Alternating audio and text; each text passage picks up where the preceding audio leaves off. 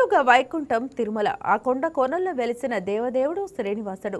ఆ స్వామిని దర్శించుకోవటమే ఒక అదృష్టమైతే, నిత్యం ఆ స్వామిని సుగంధభరితమైన పుష్పాలతో అలంకరించే ఆ పుష్ప కైంకర్యం కన్నులారా చూడటం ఒక మహద్భాగ్యం. కానీ ప్రతిరోజు స్వామివారిని అలంకరించే రంగురంగుల పుష్పాల వెనక ఉన్న వందల సంవత్సరాల చరిత్ర ఏమిటి?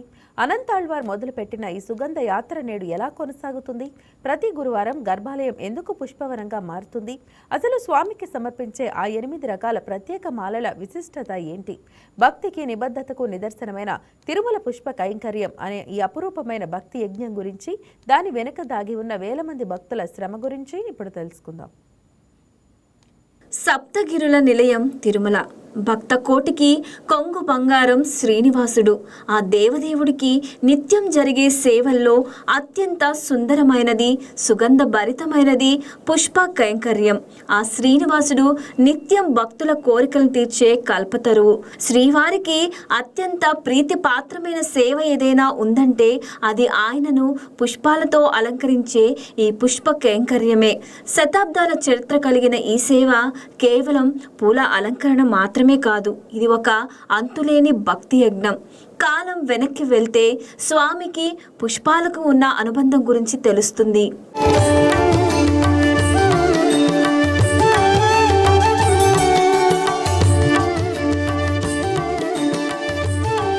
తిరుమల కొండల్లో అనంతాళ్వార్ అనే భక్త గ్రేసరుడు కనిపిస్తారు. రామానుజుల వారి ఆజ్ఞ మేరకు తిరుమల కొండలకు చేరుకున్న ఆయన కేవలం ఒక భక్తుడు మాత్రమే కాదు, స్వామివారికి నిత్యం తాజా పుష్పాలను సమర్పించాలనే తపనతో తానే స్వయంగా తోటలను పెంచిన గొప్ప సేవామూర్తి.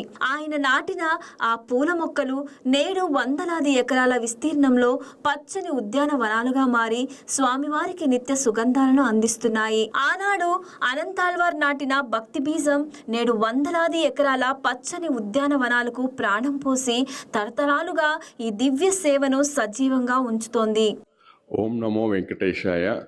శ్రీవారిని పుష్పాలంక ప్రియుడు అంటారు, అలాగే తిరుమలని పుష్ప మండపం అంటాము. ప్రతినిత్యము స్వామివారికి సుప్రభాత సేవ నుంచి ఏకాంత సేవ వరకు జరిగే అన్ని ఉత్సవాలకు కూడా, అన్ని సేవలకు కూడా మా యొక్క గార్డెన్ డిపార్ట్మెంట్ ద్వారా వివిధ రకాల మాలలు రూపంలో యమునాతోరి యొక్క ఆధ్వర్యంలో ఈ మాలలని కూడా ఏర్పాటు చేస్తుంటాము. దీనికోసం సుమారు ప్రతినిత్యం 300 కేజీల వివిధ రకాల పుష్పాల పత్రాలు అవసరం అవుతాయి.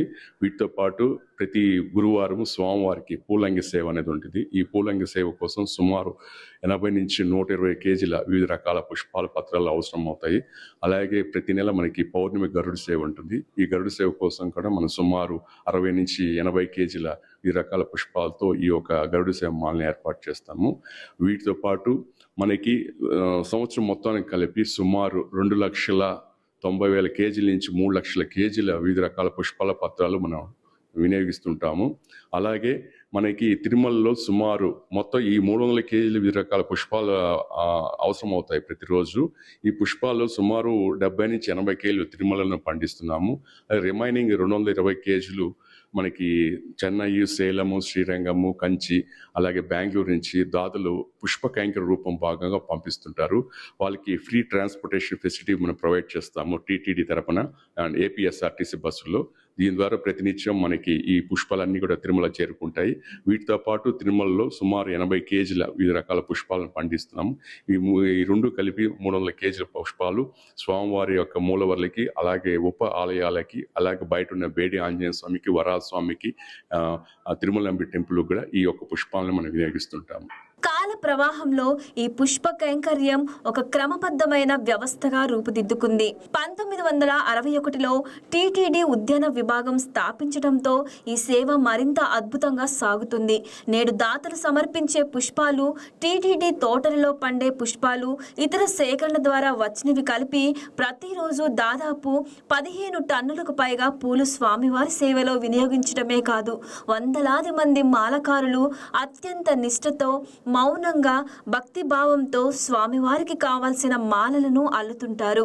ఈ ప్రక్రియ ఒక నిశ్శబ్ద ప్రార్థనలా సాగుతుంది.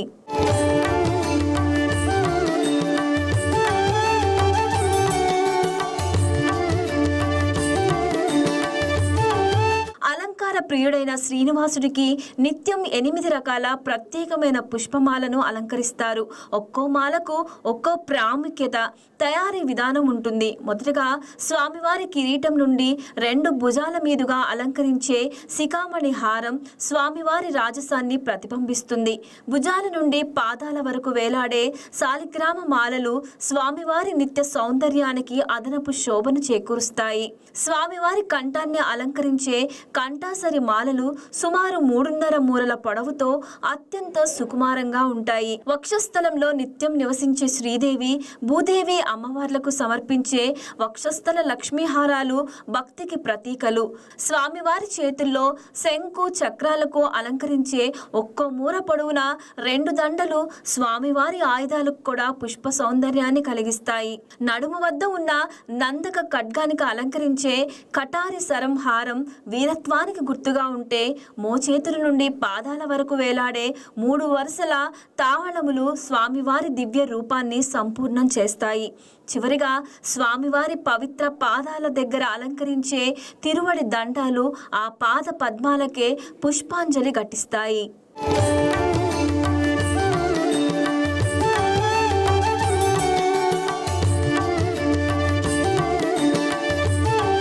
ఈ పుష్ప కైంకర్యం అన్నిటికన్నా అత్యంత ప్రధానమైన ఘట్టం. పూలంగి సేవ. ప్రతి గురువారం గర్భాలయం ఒక దేవలోకంలా మారుతుంది. స్వామివారిని స్వర్ణ ఆభరణాల నుండి విముక్తుని చేసి కేవలం పుష్పమాలలతో మాత్రమే అలంకరిస్తారు. ఆ రోజు శ్రీనివాసుడు పుష్పాల మధ్య ఒక అడవిలో స్వయంభూగా ఉన్నట్లుగా అత్యంత సహజమైన పరమాద్భుతమైన రూపంతో దర్శనమిస్తాడు. ఆ పుష్పాల సుగంధం, ఆ దివ్య దృశ్యం భక్తుల అంతరాత్మను తాకి వారిని పరమాత్ముడికి మరింత దగ్గర చేస్తాయి. ఆ అలంకరణలో స్వామివారిని చూస్తే భక్తుల మనస్సులోని సమస్త బాధలు దూరం కావాల్సిందే.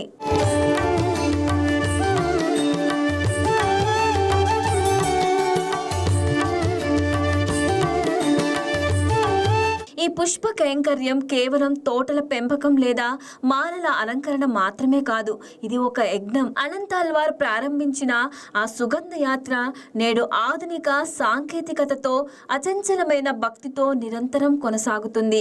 ప్రతి పుష్పం వెనుక ఒక భక్తుని శ్రమ ఉంది. ప్రతి మాల వెనుక శతాబ్దాల చరిత్ర దాగి ఉంది.